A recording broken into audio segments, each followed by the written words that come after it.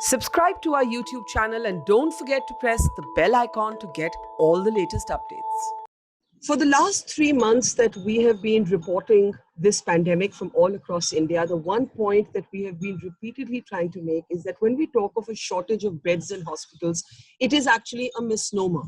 The shortage is not of beds. The shortage is of health workers. We saw this in Mumbai. We saw this in Delhi. And now we have seen this in a viral video that has emerged from a prominent doctor in Bengaluru. Dr. Taha Mateen actually made an appeal for his colleagues in the medical fraternity to come to work. This, as he tried to explain, that he had everything else he needed but the human resources. Dr. Mateen is with us now on the program.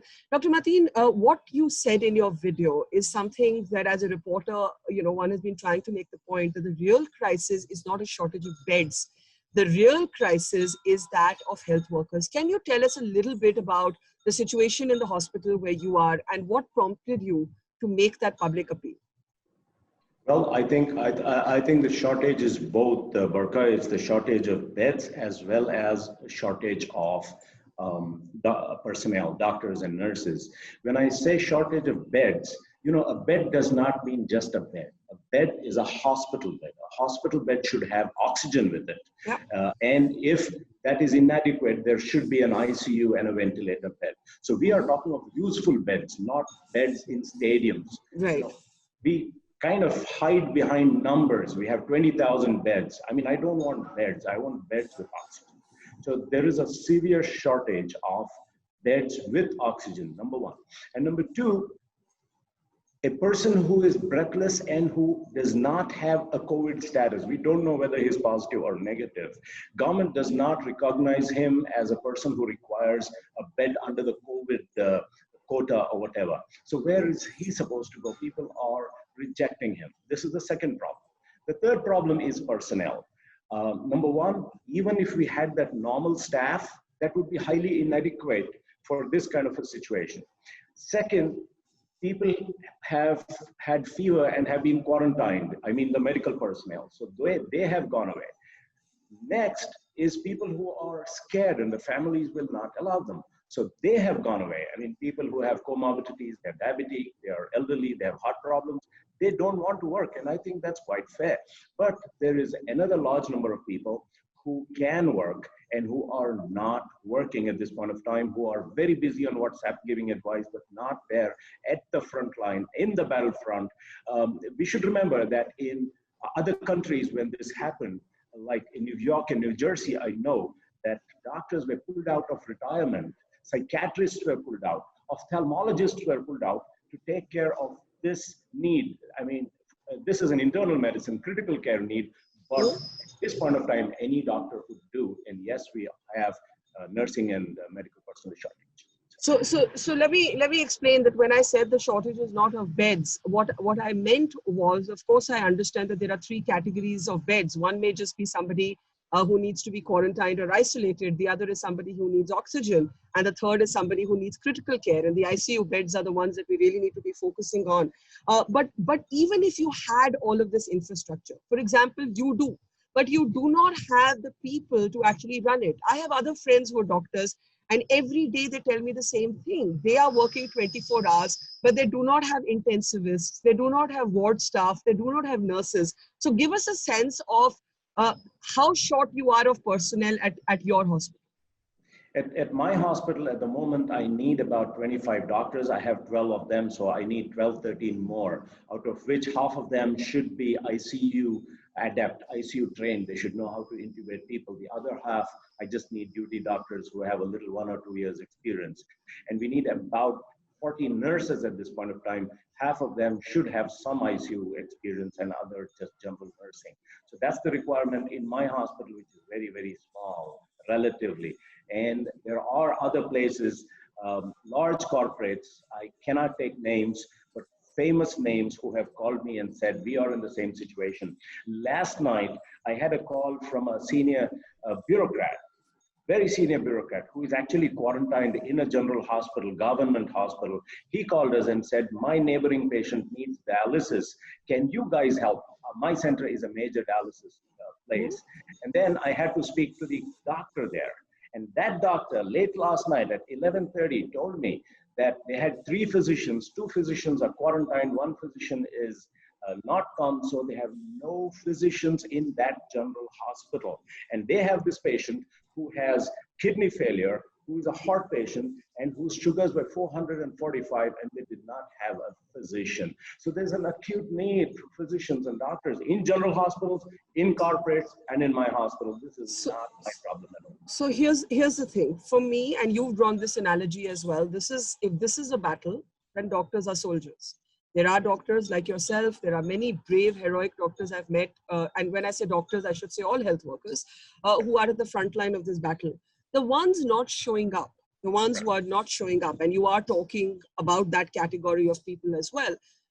What's keeping them away, and what do you feel about it? Do you feel angry? Do you feel exasperated? Do you feel frustrated?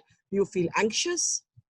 Well, I think I partly empathize with them because we have not been treated. I mean, when I say we, the healthcare professionals have not been treated the way they have to be honored in society. All right. If I work here and if I fall sick, will you take care of me? Will you guarantee me an ICU bed? All right. I go home, my family, my children get sick. Will you take care of me? I die. Okay. And then will my family be honored? Will they be given some assurance, some life insurance, some, reservation, something to enhance our confidence in the system? All right. This is a system where I needed respirators, 3M masks. I bought them 4,500 rupees. And 2 days later, he says 8,500 rupees. Why the surge pricing of essential items? You get me a respirator, which was allowed for 4,500. So if everybody is playing a commercial game, doctors are asking, why are we being, so give us some assurance, treat us honorably, show us that you care. You're not letting us go home. Okay, there is no assurance. And therefore, we don't have that assurance. And as a collective social responsibility. See, this is not the government. We ought not to blame the government on it. Mm-hmm. It's your responsibility. It's my responsibility. But sir, what about those of you who are showing up? There are many of you who are showing up despite these fears, despite the absence of insurance. Absolutely. You're being soldiers. You're being like the men who told me in Kargil, we don't have the night vision devices. We don't have the snow boots. Correct. We have to climb up jagged peaks, but we'll fight with what we have. So there must be some sense among those of you who are showing up, which is angry, I don't know, disappointed with your friends who are not showing up. Oh, I certainly am. I certainly am disappointed about certain friends who are not showing up, and they're very, very active. Other than sympathy and commiseration, they are not saying anything else. Bangalore is not short of doctors, by the way. There are plenty of doctors who can work and who are not working. I don't blame them alone, but I think we don't have a shortage of that kind in this city. Would you recommend as a doctor enforced presence of doctors? Would you say? Well, would you say lose your license if you don't show up at this point? Some of my colleagues have, this is what they did abroad. Some of my colleagues have suggested invoking what we call the ESMA in this country, Essential Services Maintenance Act. It's a little too harsh. I think instead of looking at draconian measures like that, government should take more softer measures initially. The ones I told you, that to reassure us that you will take care of us and whatever requirements that I just said. And they said, okay, we will come and work. Give us hotel accommodation for 15 days. We don't want to go home and infect our people. Give us some, attention like that. And some of them will be willing to come, and some of them are incorrigible. The other important point you raise is of the absence of a standard price for, let's say, N95 masks and PPE even. And I know that this has even gone to court. And I can't think of one reason that we should not have one standard quality and one standard price, because otherwise you're saying that safety is also going to be determined by class. Absolutely. You remember when Turkey had exported PPEs to Yeah, NHS, there was yeah. such a big hue and cry. In this country, we do not have standardized PPE. Every Tom, Dick, and Harry makes whatever PPE he wants and sells it. And we Mhm. really don't have a proper branding and saying that this is exactly the PPE that we suggest. So we do not have an NHS which says and brands and approves of a PPE. So every country, I mean, every hospital is using whatever it thinks it wants. There are some people who are doing well, but we really don't know which PPE is good. And on the medical front, Barkha, you should know this. There are a few medicines which are so important. Tocilizumab is one of them.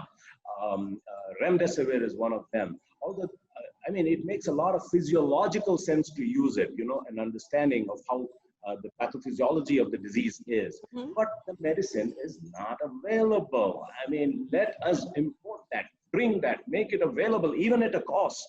We're ready to pay. But Why is it not available? Is it being hoarded? Is it being hoarded, or is there not enough of it? I do not have information to tell that. Do you have enough oxygen tanks? Do you have enough ventilators? You've We spoken about have the shortage of personnel, but what about critical life-saving equipment? we have enough oxygen. Bangalore is producing a lot of oxygen. What we did not, I mean, because we are a hospital, we already have large tanks, and those can be easily filled up by the oxygen agency. So there is no shortage of that. Although, if you want a new cylinder now to start an oxygen center, Mhm. we are facing challenges on that. There's a shortage of small cylinders, but not of large. The second question you asked me was ventilators. If you know that America has 36 ventilators per thousand population. In Bangalore, a very large hospital where government medical college has about 10 ventilators in the COVID ICU, which is pathetic. I mean, we need 1,000 there at this point of time, Yeah. not 10. What can you describe both your feeling and what you were seeing around you in terms of what was happening to your patients when you decided to basically make a public video appeal? Can you describe that moment for me? It's a huge, huge human tragedy, Barkha. It's hard to tell you when you get all these phone calls. What actually happened was in the previous 3 or 4 days, I rejected a few patients. I said, no bed.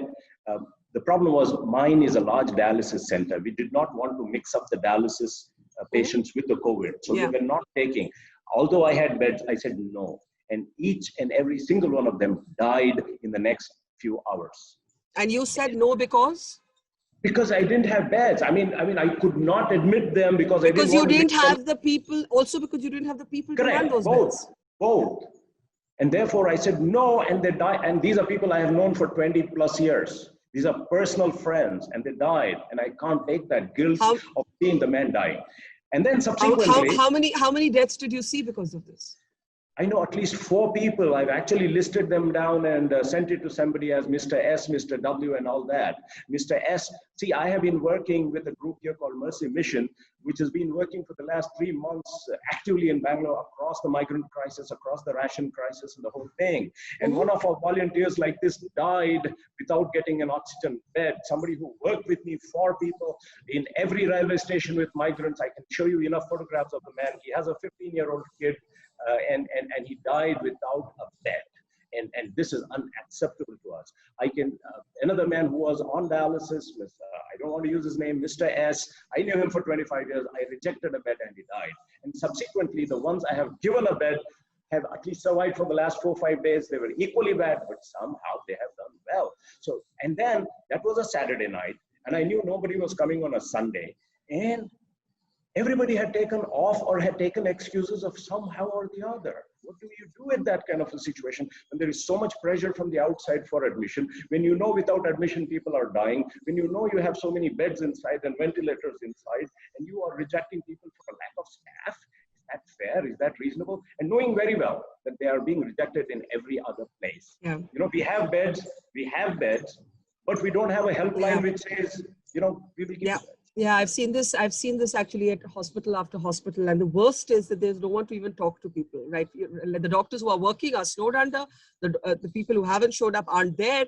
I've actually seen children having to pump oxygen for their mothers in what's supposed to be an isolation illness because the hospitals are so are so short-staffed.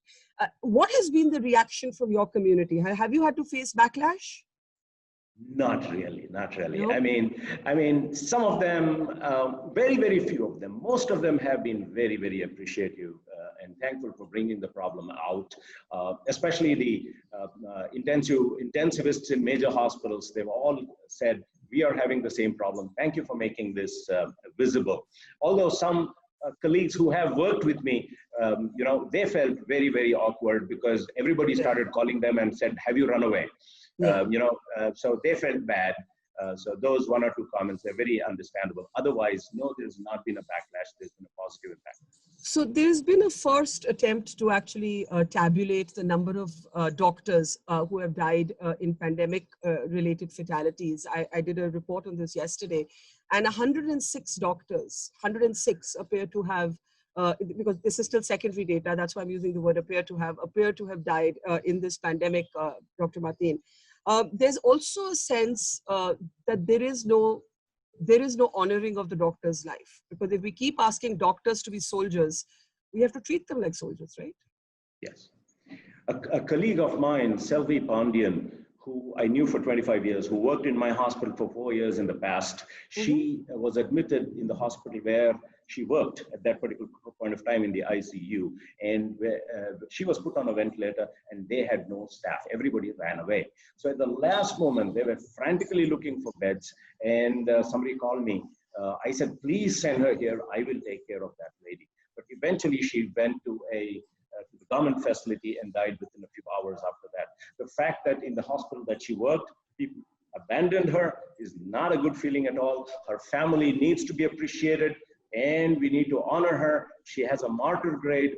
You know how after 9/11, the fire people have a separate memorial for themselves. Yeah. That's the honor that collectively society should give them and clap for them and really, really honor them. Like that doctor we saw in Boston also had a similar response. Yes, I agree with you. Let me ask you a final question. There's a fatigue factor which is setting in with the pandemic. It happens, it's happening globally. There is a sense that the fatalities in India are not quite as high as one had feared. And there's a certain amount of, I don't want to use the word giving up, but a relenting that is taking place. What would be your warning, your health warning, as it were, to those who are getting a bit complacent that the worst is behind us? Well, I don't know about other cities. Bangalore is the beginning of the surge. Lot more people are dying than you know, Barkha. You should go to graveyards and count the number of people who are dying there. And even before their COVID status is known, they're getting breathless and they're dying at home, they're dying on the street. There's one in the hospital who died this morning. So these are not counted as COVID deaths. So the numbers are really, really alarming. And the way the ground feeling, see the people who are working on the street, and they have a different take on this, and the numbers are really bad and they're going up. And I think in the next 1 month, I hope not, but the feeling is we are going to see a lot more of this devastation. On that grim note, Dr. Mateen, are you willing to take non-medical volunteers? I know there are people who may be willing to help, but they don't have degrees. Yeah, I'm not looking at that legality at the moment, but I certainly would want somebody who know how to handle things. And I don't think we have reached that stage at this point of time when we need to do that. There are enough doctors. I would put up the asthma before I do that. Okay, you have made a heartfelt appeal. First, thank you to you and all the health workers who are there at the front line, who are showing up, who are risking your lives. I do hope your appeal has far reach, and we will certainly amplify it as much as we can. I think you make the important point that instead of judging doctors and health workers who aren't coming to work, you have to give them a sense of honor, a sense of value, not just abstract honor, but a sense of value. And this is a situation which we can't afford to take lightly. Dr. Taha Mateen, thank you so much for shining a light on this important issue. Thank you so much. Thank you, Barkha. You guys have been doing a great job on media and that. Thank you. Good luck and stay safe. Thank you.